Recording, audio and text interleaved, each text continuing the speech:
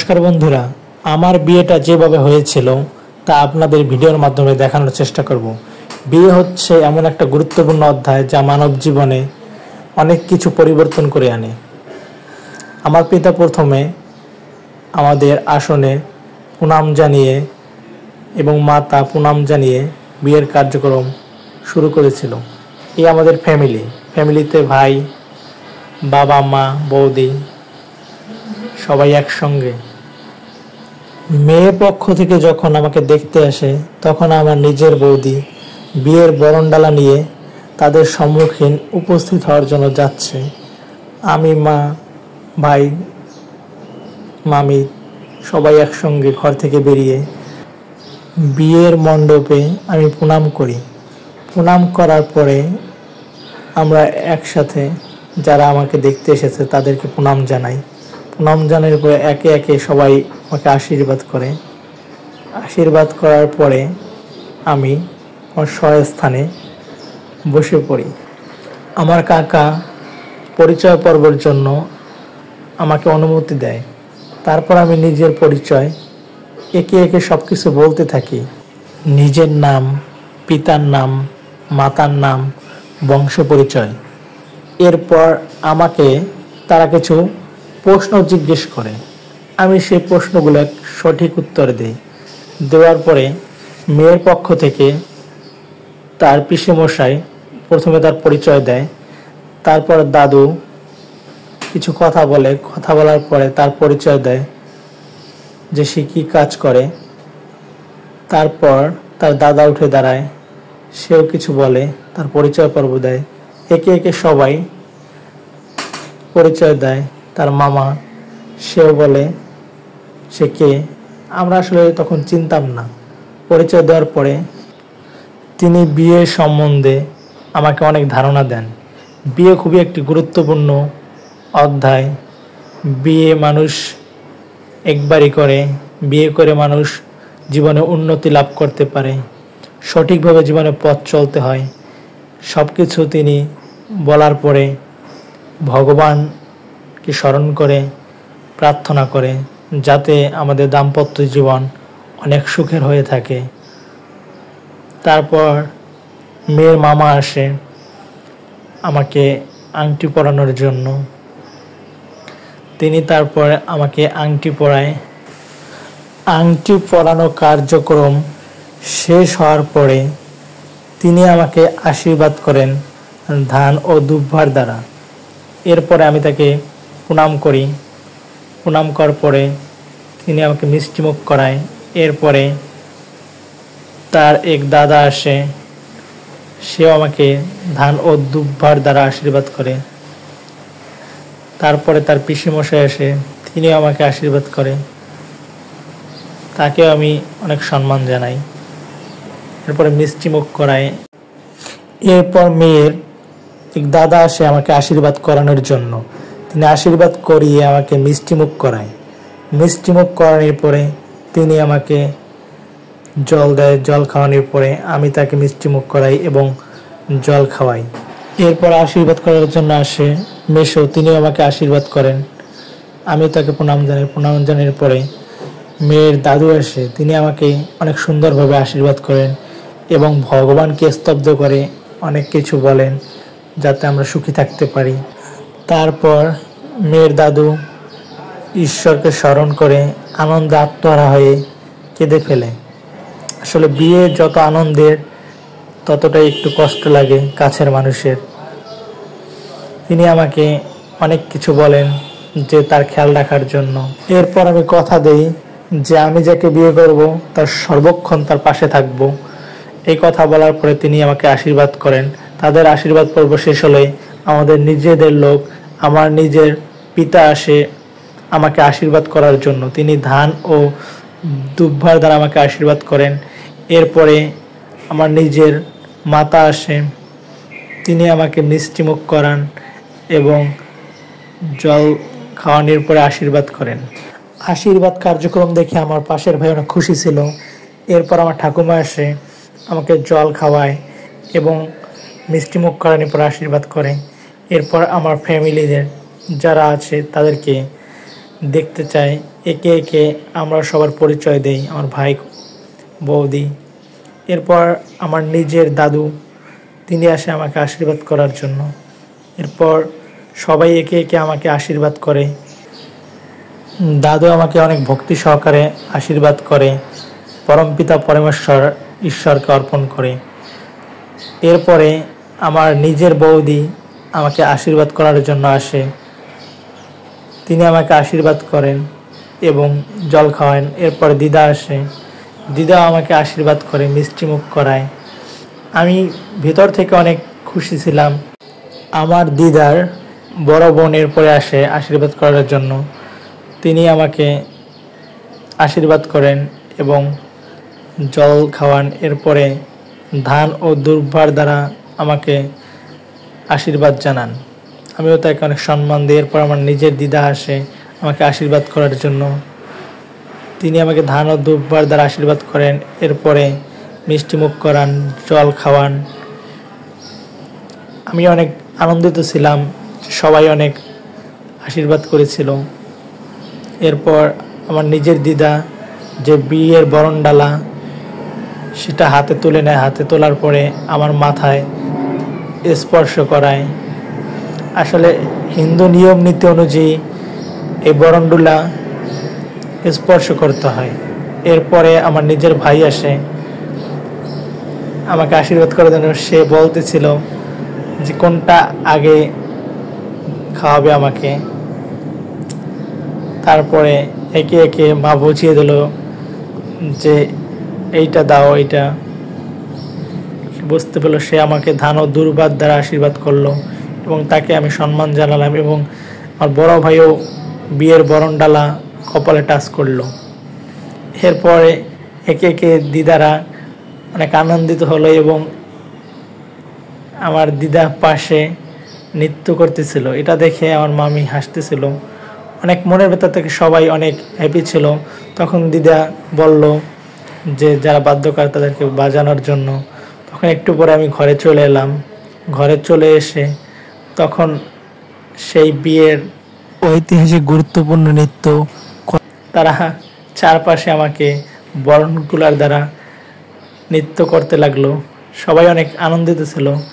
আশপাশের প্রতিবেশীদের মধ্যে যারা মামি, দিদা সবাই অনেক হ্যাপি ছিল। বিয়ের এই সময় নাকি একটু নৃত্য করা লাগবে, তাই সবাই একটু নৃত্য করছিল। আমার চারপাশে ঘুরে ঘুরে বরণকুলা দিয়ে সবাই একত্রে নৃত্য করছিল। এটা দেখে আমি খুব আনন্দিত ছিলাম। সবাই আমাকে ঘুরে ঘুরে নৃত্য করতেছিল। অনেক ভালো লাগতেছিল যে দিদিমা এইভাবে বরণডালা নিয়ে ঘুরে ঘুরে নৃত্য করেছিল। সাথে মামা বাড়ির মামি, সব মামির একত্রে নৃত্য করছিল। সাথে বৌদি হয়েছিল, সবাই একত্রে আমাকে ঘুরে ঘুরে নৃত্য করছিল। তখন আমারও মনে ভিতর থেকে অনেক প্রশান্তি লাগছিল যে সবাই একত্রে নৃত্য করছে, আনন্দ উল্লাস করছে। প্রিয়াঙ্কা মামি যে এত সুন্দর নৃত্য করতে পারে সেটাই সব থেকে দেখার বিষয় ছিল যে সবাই একত্রে নৃত্য করছে, সবাই মিলেমিশে আনন্দ উল্লাস করছে। অনেক ভালো লাগতেছিল। নিজের মনের ভেতর প্রশান্তি লাগছিল যে আমার বিয়েতে আমার দাদা, বৌদি সবাই একত্রে নৃত্য করতেছে। কাকিমা, স্বপন মামার বউ। আর বিয়ের রীতিনীতি অনুযায়ী এইভাবেই সবাই একত্রে নৃত্য করতে হয়। আমাদের ফ্যামিলির সকল সদস্যের মনে আনন্দ বোধ ছিল। খুব ভালো লাগছিল সবার নৃত্য দেখে। সবাই অনেক আনন্দ উল্লাস করছিল। আমিও মনের ভেতর থেকে অনেক হ্যাপি ছিলাম। সব মামিরা অনেক নৃত্য করছিল। আমার ছোট ভাই সেও নৃত্য করছিল। সব থেকে বেশি আনন্দ উপভোগ করেছি যে আমার বড় ভাই আমার বিয়েতে নৃত্য করছে। এতটাই সুন্দর নৃত্য করছিল যে তারা তালে তালে অনেক ভালো লাগতেছিল মনের মধ্যে, যে অনেক খুশি হারান্বিত হয়েছিল যে আমার নিজের মা সেও নৃত্য করছিল। এরপরে বরণকুলের ডালা নিয়ে আমার বৌদি এগিয়ে এলো। এখন যাবে সেই বিয়ের অনুষ্ঠানের জল আনতে। জল আনার জন্য সবাই যাচ্ছে একে একে বরণ ডালা নিয়ে সাজিয়ে। সবাই আমার নিজের বৌদি জল আনার জন্য বরণ ডালা নিয়ে সবার সামনে যাচ্ছিল। সবাই একসাথে যাওয়ার সময় আমাদের সেই মায়ের মন্দিরে সবাই প্রণাম করলো। প্রণাম করার পরে সবাই মায়ের মন্দিরের সামনে একটু নৃত্য করে নিল। সবাই বাদ্যের তালে তালে অনেক সুন্দর নাচ গান করছিল। সবাই অনেক আনন্দিত ছিল। সব আমার এখানে আত্মীয় স্বজন, নিজের মামি। এরপরে মা কালীর মন্দিরে প্রণাম করার পরে সেইখান থেকে বৌদি কুলা নাচিয়ে নাচিয়ে নৃত্য করছিল। পুকুরের পাড়ের দিকে সবাই নৃত্য করতে করতে যাচ্ছিল। সেই পুকুর পাড়ে এসে এখন জল নেওয়ার পালা। জল নেওয়ার আগে মা গঙ্গাকে পুজো দিয়ে নিতে হয়, তার কারণে তারা পুজো দিচ্ছে মা গঙ্গাকে। হিন্দু শাস্ত্র অনুযায়ী জল নেওয়ার আগে মা গঙ্গাকে পুজো দিতে হয়। এরপর আমার এক মামি কলসিতে জল ভরে কলসির তালে তালে নৃত্য করতেছিল।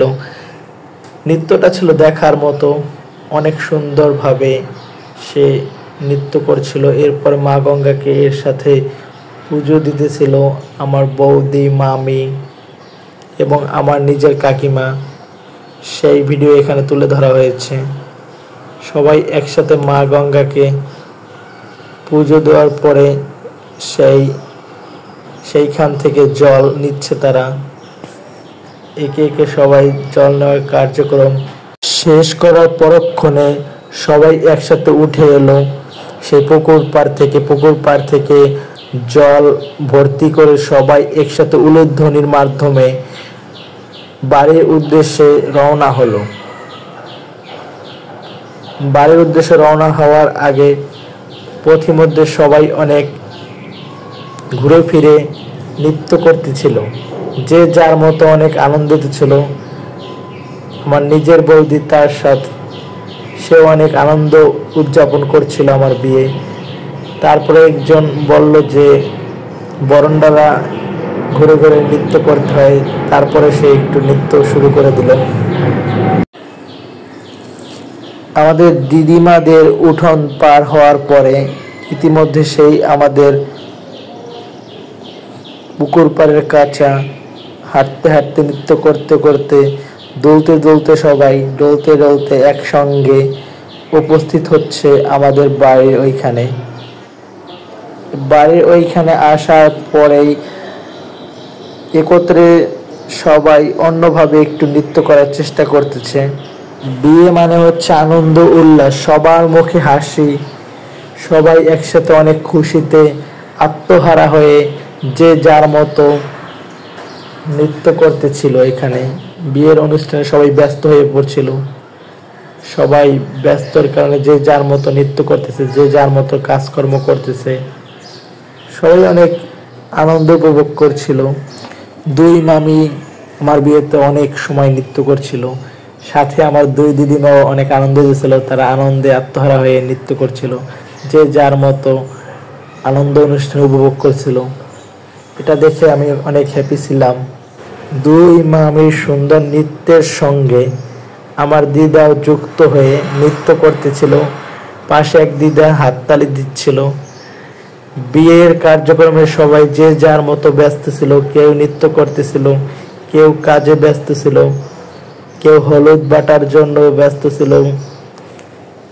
সেই জল বোনানোর সময় যে বরণডালা নিয়ে গেছিল সেইখানে রাখার পরে সেইখানে হলুদ, মেহেন্দি, যা যা উপকরণ আছে সেইগুলো তৈরি করা হচ্ছিল এক পাশে।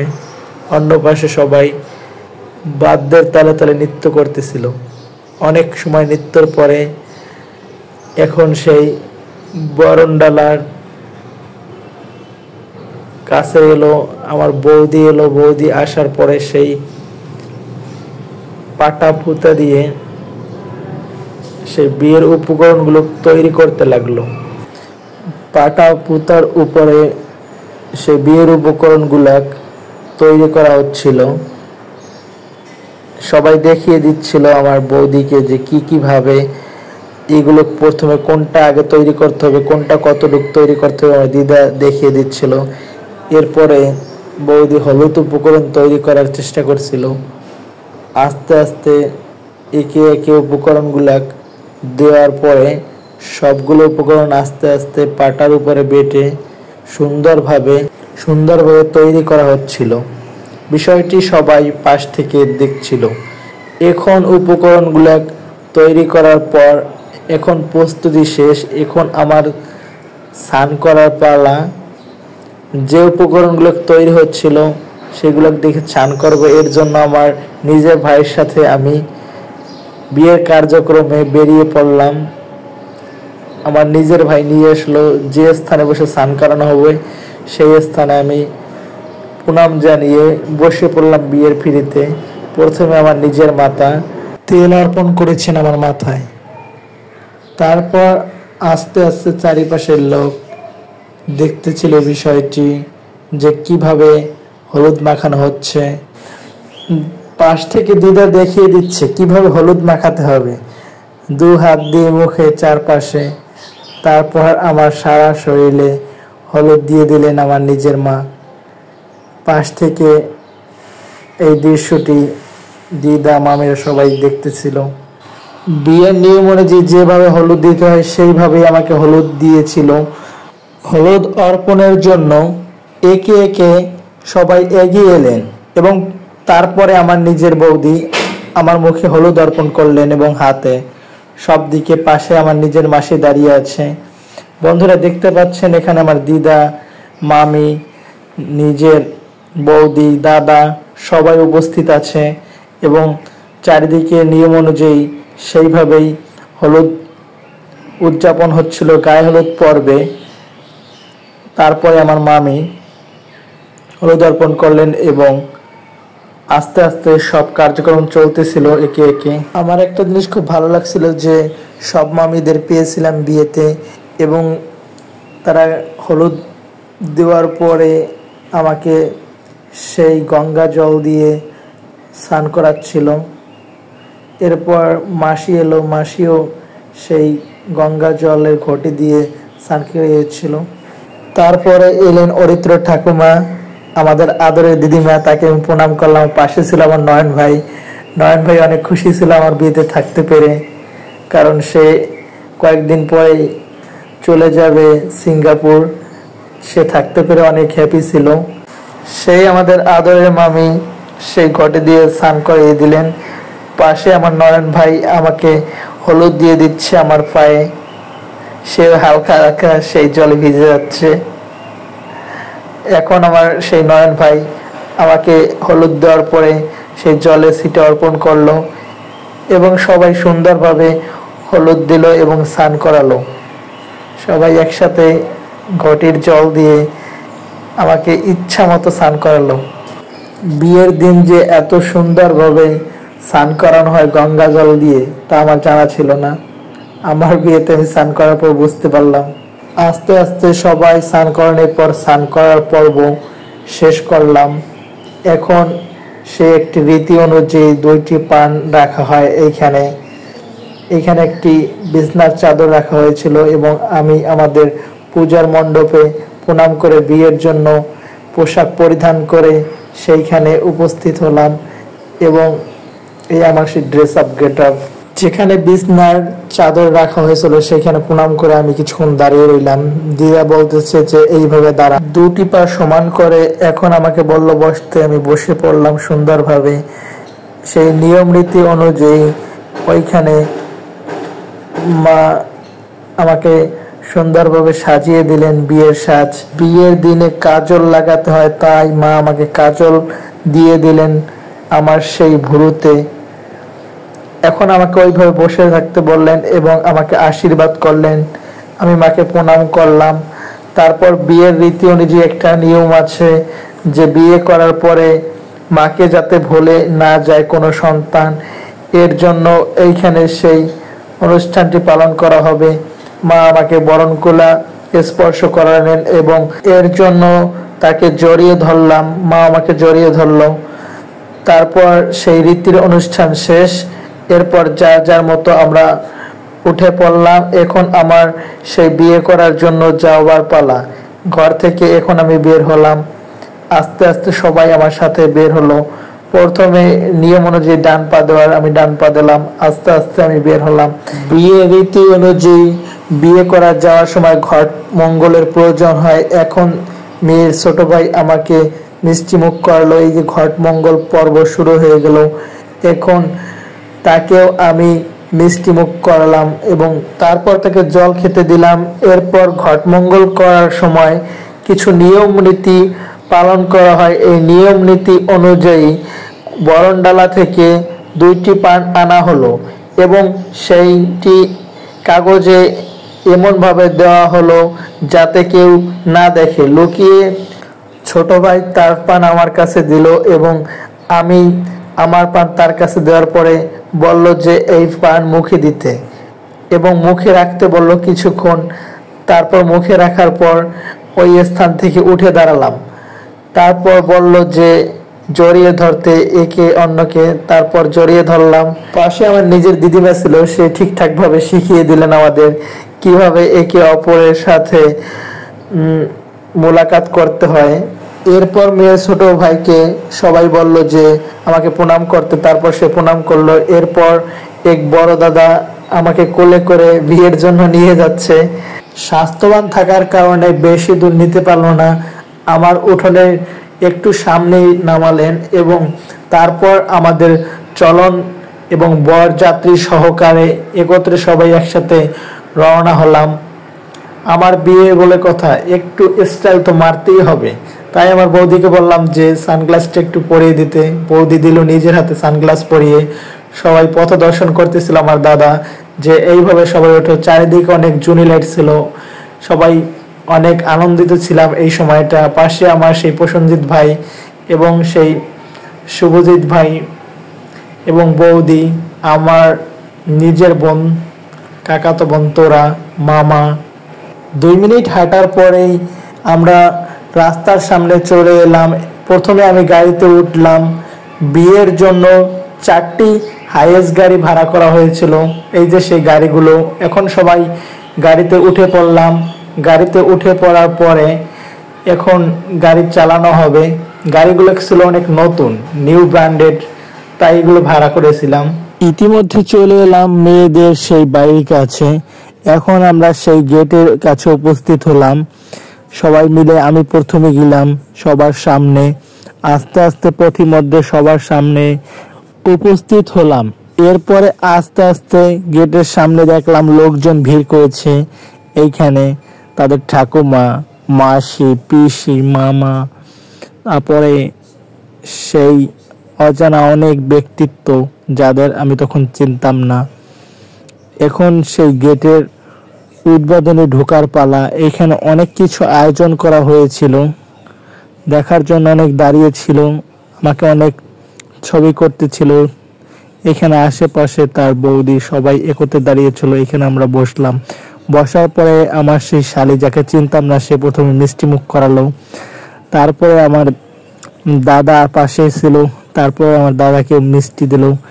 এরপর জল দিল, জল খাইতে বললো অল্প একটু। এরপর জল খাওয়ার পরে এইখানে আমার শালি দুধ দিল, বলল যে এখন দুধ খাবে না। এরপরে আমার দাদাকে একটা মিষ্টি দিল, সেও মিষ্টি মুখ করলো। এরপরে আমার বৌদিকে দেখাচ্ছিল তাকে একটা দেওয়ার জন্য, কিন্তু এখানে ব্যস্ত ছিল সবাই। একত্রে বিয়ের কার্যক্রম চলতেছিল। পাশে আমার ভাই ব্রাদার সবাই দাঁড়িয়ে ছিল, বোন, কাকু, শুভ ভাই, অনেক গেটে অনেক লোক ছিল আশেপাশে। আপনারা দেখতে পাচ্ছেন যে আমার ভাই বলল যে মিষ্টি দিচ্ছ, এখন জল দাও আমাকে। তারপর আমার ভাইকেও জল খাওয়ালো। আমার ভাই জল খেলো। এরপর গেটে টাকা দিল। গেটে টাকা দেওয়ার জন্য তার কাছে সেই বাংলাদেশে অনেক টাকা, কচকচি নোট। Wow, surprised. টাকা দেওয়ার পর্ব শেষ করলেন আমার বড় ভাই। এরপরে সেই ফুলঝুরি ছোটানো শুরু হয়ে গেল। আশপাশে স্প্রে দিয়ে যে যাকে পাচ্ছে সে তাকে মুখে দিচ্ছে। এখানে স্প্রের ফেনায় ভরে গেল, যে যাকে পাচ্ছে সে তার মুখে দিচ্ছে। অনেক আনন্দ হয়েছে এর মধ্যে কাটতে ছিল এই মুহূর্তটা। এরপরে আমার কোনো লাগতে দিলাম না স্প্রের কোনো ফেনা, আমি পাশেই দাঁড়িয়েছিলাম। এরপরে বৌদির, ভাইয়ের, বড় ভাইয়ের হাত ধরলাম। তারপর একত্রে সবাই এগোনোর চেষ্টা করলাম। পাশে আমার নয়ন ভাই, সেও হাত ধরলো। 4 জন একসাথে এগিয়ে 1 পা 2 পা করে সামনের দিকে এগিয়ে চললাম। এর পরক্ষণে আমাদের বসার জন্য চেয়ার দিল। আমার ভাই চেয়ারে বসলেন এবং আমার ভাই বৌদিকে কাছে নিয়ে জড়িয়ে ধরলেন। আমার চিরঞ্জিত ভাই আমার পাশে বসা ছিল। তখন সেই আমার ছোট শালা মানে মেয়ের ছোট ভাই আমাকে পা ধুয়ে দিলেন।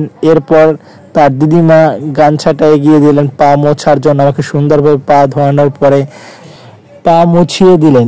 এরপরে তার দাদা বলতেছিল ওই পাশে জুতো আছে, ওইটি তার কাছে এনে দিতে। তখন তার ছোট ভাই আমার কাছে জুতো জোড়া সামনে সুন্দরভাবে এগিয়ে দিলেন। এরপর মেয়ের ছোট ভাইকে আমি টাকা দিলাম। বিয়ের রীতি অনুযায়ী এই পা ধুয়ে দিলে টাকা দিতে হয়, বিয়ের নিয়ম রীতি অনুযায়ী। এরপর আমি বিয়ের সেই স্থানে সুন্দরভাবে একটি প্রণাম করলাম। অনেকক্ষণ প্রণাম করার পর একটু উঠে দাঁড়ানোর চেষ্টা করলাম। এরপরে এই বিয়ের স্থানে আমাকে বসার জন্য তারা বলল, আমার কাকু এখানে বসার জন্য বলল। আমি বসলাম। এরপর আমার বৌদি আমার সাথে বসলো। এরপরে আমার ভাইরাও বসলো একে একে সবাই।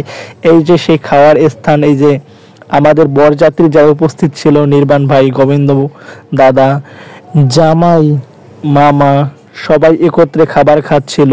আশিস দাদা, অশোক দাদা, সবাই যারা আশপাশে ছিল, মামা, মামি, আমার বোন লিলি, সবাই বসে বসে খাবার খাচ্ছিল। এখানে আশেপাশে যারা ছিল সবাই উপস্থিত ছিল। অরিত্র, মণি ভাই, সব কাছের লোক, আমার এক বোন, সবাই এখানে উপস্থিত ছিল। খাবারের স্থানে সবাইকে দেখানো হচ্ছিল এই সেই অঞ্জন ভাই আমাদের বাড়ির, আমার নিজের ভাই চিরঞ্জিত, শুভ ভাই, আমার এক মামা, সবাই এখানে উপস্থিত ছিল। খাবার পরিবেশন হচ্ছিল। এরপর দেখা গেল সেই আমার মামাতো ভাই নয়নকে আর আমার ভাই পার্থকে।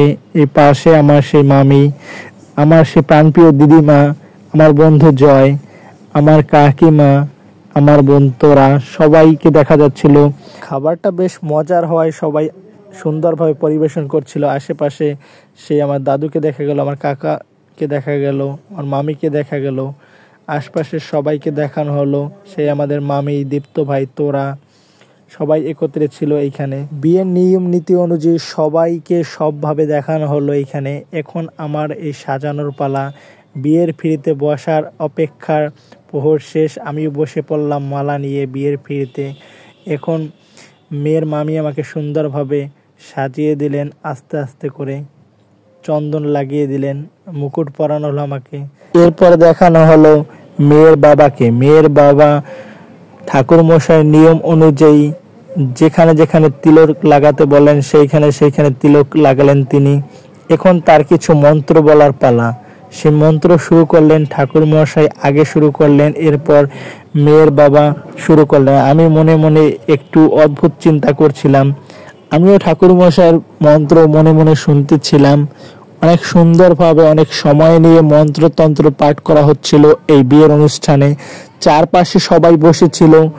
ঠাকুর মশাই মন্ত্র বলার তালে তালে তার বাবা হৃৎকর্মগুলো শুরু করলো এবং প্রথমে দূর্ভা নিল, ধান নিল, এরপর নমস্কার প্রতীক আকারে সব ধরনের মন্ত্র পাঠ করতেছিল।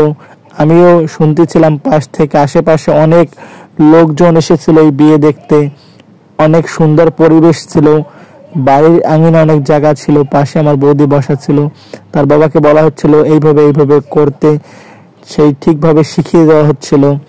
ঠাকুর মশাই বলছিল যে এইখানে এইভাবে প্রণাম করো। যেভাবে যে স্থানে নিয়মগুলো ছিল সব পালন করা হচ্ছিল। হাতের এখন দূর্ভা আর ধান সামনে নিয়ে হাতে স্পর্শ করে ঠাকুর মশাই মন্ত্র পাঠ করতেছিল। এইখানে তার মেয়ের বাবা উচ্চারণ করতেছিল মন্ত্র।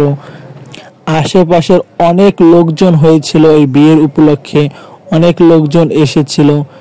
পাশে আমার দাদা, কাকা, বৌদি সবাই উপস্থিত ছিল। বেশি সংখ্যক উপস্থিত ছিল আমার মামিরা।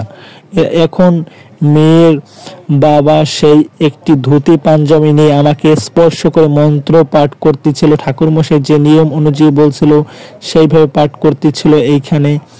এরপরে সেই পুজোর থালা অর্ঘ্য স্পর্শ করে পাঠ করা হচ্ছিল। আমাকে দিয়ে এইটা রাখানো হচ্ছিল যে নিয়ম নীতি অনুযায়ী আমাদের এইখানে বিয়ের জন্য কাঁসার থাল, গ্লাস এবং সেই শের দিয়েছিল কাঁসার তৈরি। ঠাকুর মশাই কিছুক্ষণ দাঁড়ানোর জন্য বললেন এবং আমি কিছুক্ষণ দাঁড়ালাম, অপেক্ষা করলাম। এরপর দিদা উঠলো, পাশে দাঁড়িয়েছিল ঠাকুর মশাই, অনেক কিছু বলতেছিল নিয়ম কানুন অনুযায়ী। তারপরে আশেপাশের লোকজন দেখছিলাম। এরপর আমার কাকা আমার সাথে আসলো, আমার কাছে আসলো। ঠাকুরমশাই কিছু মন্ত্র উচ্চারণ করছিল। মন্ত্র পাঠ করার সঙ্গে সঙ্গে আমি ওইখানে দাঁড়িয়েছিলাম। পাশে আমার বন্ধু ক্যামেরা নিয়ে দাঁড়িয়ে ভিডিও ফুটেজ তুলছিল। আমাকে একটি হাসি দিতে বললো, আমি একটি হাসি দিলাম। এরপর একটু ভঙ্গিতে দাঁড়ালাম। এরপর ঠাকুরমশাই মন্ত্র উচ্চারণ করতেছিল, সেগুলো আমি শুনতেছিলাম। তারপর জগৎ ঈশ্বরকে স্মরণ করলাম। এরপর এইখানে কিছু দৃশ্য দেখানো হলো। সেই কনেকে নিয়ে আসা হলো সেই ফ্রিতে করে, দুইজন সুন্দর করে ধরে এই যে ঘর থেকে বের হয়ে আসছে তারা। আশেপাশে এই যে সেই সুন্দর দৃশ্য যেখানে কনেকে বের করা হচ্ছে উলুর ধ্বনির মাধ্যমে। এই পাশে দাঁড়িয়েছিল অনেক লোকজন ঘর থেকে যখন বের করা হচ্ছিল। কনে সেই পান পাতা নিয়ে মুখ ঢেকে শুভ দৃষ্টির জন্য বের হচ্ছিল। পাশের অনেক আত্মীয় স্বজন দাঁড়িয়ে আছে। বিয়ের নিয়ম অনুযায়ী শুভ দৃষ্টির আগে মুখ ঢেকে রাখে। এরপরে সেই স্থানে যেখানে বিয়ে হবে সেইখানে প্রণাম করে কনে বিয়ের সাজে বের হয়েছে। সেই পার্শ্ববর্তী যত আত্মীয় স্বজন আছে তারা দেখতেছিল বিষয়টি। কনে এসে আমাকে প্রথম প্রণাম জানালো। এরপর প্রণাম করার পরে এখন নিয়ম নীতি অনুযায়ী সে আমাকে পা ধুয়ে দেবে। এরপর হাতে একটি পানির জগ দিল, তাকে থাও দেওয়া হলো আমাকে পা রাখার জন্য। এরপর হাত দিয়ে আমাকে সুন্দরভাবে পা ধুয়ে দেওয়া হচ্ছিল। এইটা বিয়ের নিয়ম অনুযায়ী করানো হয়, যে বিয়ে করবে তাকে এইভাবে পা ধুয়ে দেয় কনে। সেই জল মাথায় স্পর্শ করা হলো।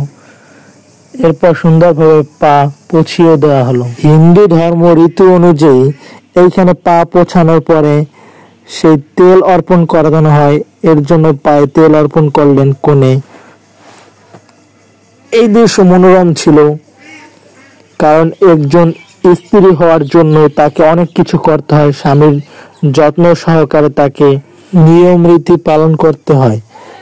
এরপর ঠাকুর মশাই এলেন, আমাদের এইখানে দীপ দিলেন। দীপের সেই স্পর্শ রাখা হলো আমাদের সামনে। এখন আমাকে সেই ধূপ দীপ নৈবেদ্যর দ্বারা বরণ করা হচ্ছে। সেই কনেকে ঠিকঠাক ভাবে দেখিয়ে দিচ্ছিলেন তার মামি।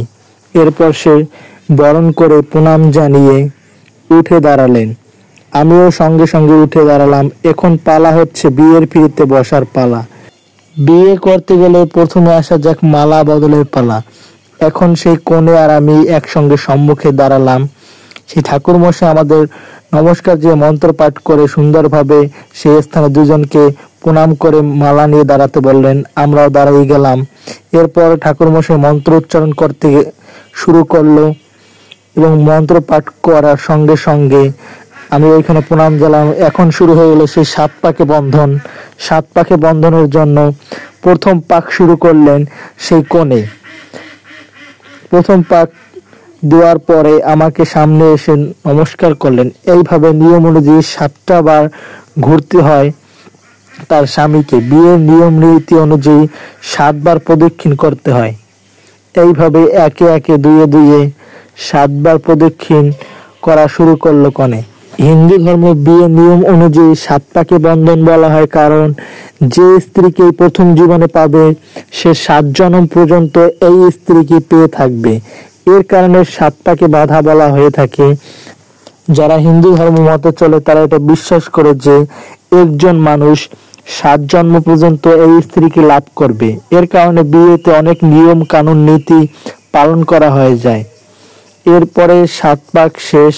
7 পাক শেষ হওয়ার পরে আমার সম্মুখে এসে প্রণাম জানালেন এবং সেই পুরোহিত মশাই সামনে এলেন এবং আমাদের সেই মন্ত্র উচ্চারণ করলেন এবং মন্ত্র পাঠ শেষ হওয়ার পর এখন মালা বদলের পালা।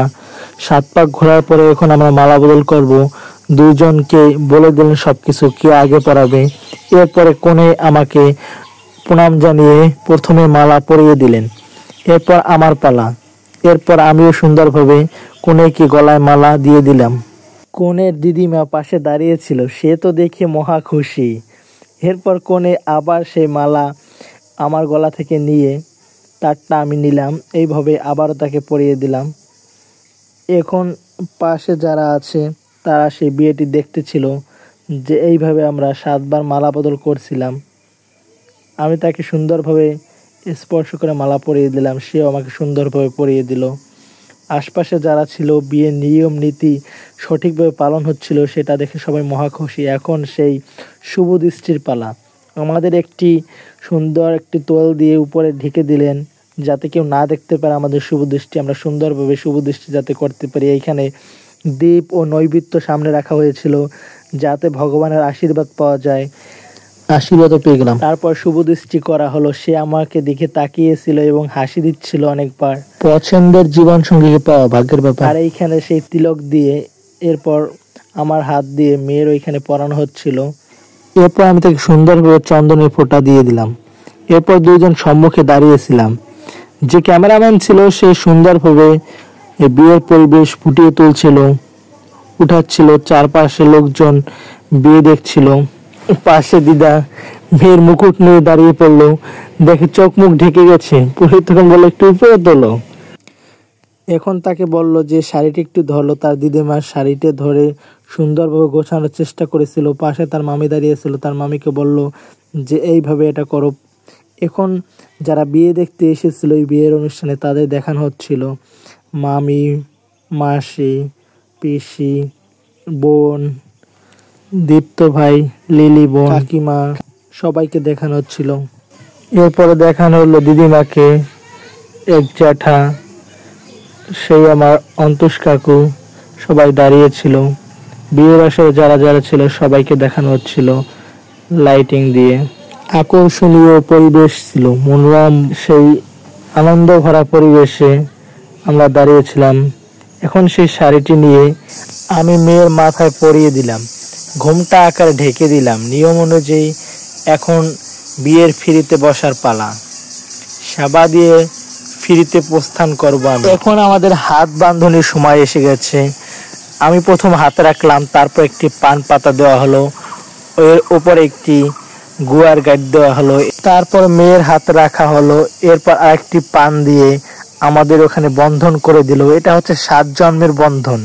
এখন বন্ধনী আকারে বেঁধে দেওয়া হলো আমাদের 2 হাত। এটা হচ্ছে 7 জন্মের বন্ধন। এখন তার পিতা ওই পাশেই উপস্থিত ছিল। এখন পুরোহিত মশাই মন্ত্র আরম্ভ করে দিলেন। ওইখানে পাশে মেয়ের পাশে বসেছিল তার দিদা, মেয়েকে বলল একটু লুক করতে, তখন একটু তাকালো। আমাকেও বলল একটু তাকাতে ক্যামেরাম্যান, আমিও একটু তাকালাম। এরপর বিয়ের কার্যক্রম শুরু করে দিল। তার পিতা মন্ত্র পাঠ করে দুর্ভা ও ধানের দ্বারা এইখানে হাত বন্ধনীতে মন্ত্রপাঠ শুরু করে দিলেন। এরপর তার পিতা মন্ত্র পাঠ করেছিল, ঠাকুর মশাই সঠিকভাবে মন্ত্র উচ্চারণ করতেছিল। পুরোহিত মশাইকে আগেই বলা হয়েছিল যাতে বিয়ের নিয়ম কানুন সঠিকভাবে পালন করা হয়, সঠিকভাবে যাতে মন্ত্র পাঠ করা হয়, তাই বলে দেওয়া হয়েছিল। এর জন্য পুরোহিত মশাই সঠিকভাবে মন্ত্র পাঠ করতেছিল। যেখানে আমাদের হাত বন্ধনী করা হয়েছিল সেইখানে মেয়ের পিতা স্পর্শ করে মন্ত্র পাঠ করতেছিল, কারণ যাতে আমরা সারা জীবন সুখে শান্তিতে বসবাস করতে পারি এই অঙ্গীকার প্রতিবদ্ধ করা হয়েছিল। এইখানে হাতের উপরে গামছা রাখা হয়েছিল, সেইখানে গঙ্গা জল স্পর্শ করা হয়েছিল। ঘটিতে গঙ্গা জল রাখা ছিল, এইখানে স্পর্শ করা হয়েছিল। একটি কলার ঠোঙ্গা রাখা হয়েছিল, এখানে টাকা ছিল, ধান ছিল, ফুল ছিল, বেলপাতা ছিল। সবকিছু স্পর্শ করে মেয়ের পিতা মন্ত্র উচ্চারণ করতেছিল। পাশে বিয়ে দেখার জন্য প্রতিবেশী, আত্মীয় স্বজন, যারা বন্ধু বান্ধব সবাই উপস্থিতি এইখানে ছিল। তারপরে এইখানে মেয়ের বাবার কার্যক্রম শেষ হওয়ার পরে তিনি এইখানে সেবা দিয়ে উঠে গেলেন। পাশ থেকে যে ক্যামেরাম্যান ভিডিও করছিল সে আমাদের ওইখানে তাকানোর জন্য বলছিল, ক্যামেরাতে ওঠার জন্য। এরপরে আমি ওই ক্যামেরার ওইখানে তাকিয়েছিলাম এবং একটি হাসি দিলাম। এরপর সে সুন্দর একটি প্রতিচ্ছবি উঠালেন। এখন হচ্ছে বিয়ের নিয়ম কানুন অনুযায়ী আমাদের যিনি হাত খুলে দিবেন সে টাকা চাইলেন। এখন তাকে টাকা দেওয়ার পালা। যখন তাকে টাকা দিলেন বলতেছে যে আরো লাগবে, এত টাকা হবে না।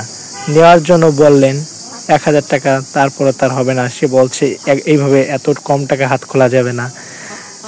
তারপরে কিছুক্ষণ বলার পরে সে বলল যে টাকাটা নিল। এরপরে সে 1000 টাকা নিয়ে রেখে দিলেন। এখন হাত খুলে দেবে, আবার বলে যে খুলবো কি না। এরপর অন্য একজন দিদা এসে বলল যে আমি খুলে দিচ্ছি, তোমার খোলার প্রয়োজন নেই। এরপরে দিদা এসে নিজেই খুলে দিল। এটা হচ্ছে মেয়ের দিদিমা, সে আমাদের এই বন্ধনী থেকে খুলে দিলেন হাত। এখন আমরা বিয়ের কার্যক্রম সেরে ফেললাম অর্ধেকের বেশি। এখন সুন্দরভাবে বললেন এবং দিদা বুঝিয়ে দিলেন। এখন সেই 7 জন্মের বন্ধনে যে সুতাটা ছিল সেইটি আমাকে হাতে ওই লাল সুতা বেঁধে দেওয়ার জন্য বললেন এবং সেই পুরোহিত মশাই লাল সুতা গুছিয়ে আমার হাতের বন্ধনীর উপর সুন্দরভাবে বেঁধে দিলেন। এটা হচ্ছে একটি বিয়ের বন্ধন, এটি অটুট থাকবে 7 জন্ম পর্যন্ত। এরপরে মেয়ের দিদা উঠে দাঁড়ালেন। মেয়ের মাসি যিনি, তিনি কনেকে বাতাস করছিল। এরপরে কার্যক্রম দেখানো হচ্ছিল সেই বরণকুলার দিকে। বরণকুলার ওইখানে দীপ নৈবেদ্য উপস্থিত ছিল। বিয়ের কার্যক্রম অর্ধেকের বেশি শেষ হয়ে গেছে। সেই স্থান আমি প্রণাম করে বসে পড়লাম। এখন শুধু বাকি ছিল যজ্ঞ। আমাদের বিয়ের কার্যক্রম মালা বদল হয়ে গেছিল। এখন কিছুক্ষণ আমরা চেয়ারে বসে রইলাম। আমার বিয়েতে তেমন একটি কষ্ট হয়নি, কারণ ওইখানে উপস্থিত ছিল আমার ভাই, বৌদি, সবাই আমাকে অনেক হেল্প করছিল, আমার কাছে থেকে অনেক সাহায্য করছিল, সবসময় আমার আশেপাশে ছিল তারা। এই যে সেই যজ্ঞর স্থান দেখানো হচ্ছিল, এইখানে সেই গঙ্গা জল যজ্ঞ করার জন্য খড়ি অনেক কিছু জোগাড় করা হয়েছিল। এইখানে কিছু আঁকানো হচ্ছিল 7টা নদী পার করার জন্য। সেই 7 নদীর আঁকানো হচ্ছিল, এক একটা নদী যাতে পার করা হয় সেই অনুপাতে ওইখানে দাগ টানা হচ্ছিল। এখন আমাদের পান পাতার উপর খই দিল, যজ্ঞ কার্যক্রম চলতেছিল, সেইখানে আমরা দাঁড়িয়েছিলাম। এখন মন্ত্রপাঠ করতেছিলাম আমরা দুজন। মন্ত্রপাঠ করার পরে পান পাতার উপরে কিছু খই দেয়। এইগুলো হচ্ছে যজ্ঞতে দিতে হয়। পাশে সে একটি পুঁতা রাখা হলো, এইটা হচ্ছে এক একটা নদী পার করতে হবে। খই দিলাম আর এক একটা নদী যজ্ঞর উপর খই ছিটাতে হবে, আর এক একটা নদী পার করতে হবে। এইখানে খই দেওয়া হচ্ছিল আর একটা নদী পার করা হচ্ছিল। এরপর যে ঠাকুর মশাই ছিল আরেকজন, তিনি এসে বলল যে এইভাবে এই নিচের নদী পার করার নিয়ম। এইখানে পুঁতা সুন্দরভাবে রাখলেন এবং আমাদের পান পাতার উপর খই দিলেন। আমরা মন্ত্র তালে তালে বলতেছিলাম। এরপরে যখন আমাদের বলা হলো যে এই যজ্ঞের উপর খই রাখা হবে, তখনই আমাদের খই রাখতে হবে এইখানে, কারণ এইটি আহুতি দেওয়া লাগে যজ্ঞের জন্য।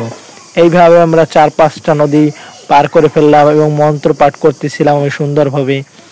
আমি তাকেও বলে দিলাম যে মন্ত্র সঠিকভাবে উচ্চারণ করো। বিয়ের নিয়ম নীতি অনুযায়ী মন্ত্র সুন্দরভাবে উচ্চারণ করাই হচ্ছে সঠিক নিয়ম। এইখানে আমাদের হাতে যে খই ছিল সেই যজ্ঞের উপর আহুতি দেওয়ার প্রয়োজন ছিল, তাই আমরা মন্ত্র পাঠ করতেছিলাম এবং যজ্ঞ আহুতি দিচ্ছিলাম খইগুলো। 2 জন ঠাকুর মশাই ছিল এইখানে উপস্থিত বিয়েতে, যাতে সুন্দরভাবে বিয়ের কার্যক্রম পরিচালনা করা যায়। এরপরে আবারও এইখানে খই দেওয়া হচ্ছিল। এইখানে যে পান দুটি ছিল যজ্ঞর জন্য, সেইখানে আমরা যজ্ঞ সব কার্যক্রম পার করে 7 নদী পার করে ফেললাম। কনে অনেক দুর্বল হয়ে পড়ছিল, কারণ সারাদিন সে আমার জন্য উপোস করেছিল, কিছুই মুখে দেয়নি, কারণ বিয়ে জীবনে একবারই হয়, এর কারণে সে উপোস ছিল আমার জন্য। এখন সেই যজ্ঞ কার্যক্রম শেষ হয়ে গেছিল। এরই মাঝে ভিডিওর প্রথম পর্ব শেষ হলো। ভিডিও যদি দ্বিতীয় পর্ব দেখতে চান তাহলে লাইক, কমেন্ট, শেয়ার করবেন, চ্যানেলটি সাবস্ক্রাইব করবেন। ধন্যবাদ বন্ধুরা।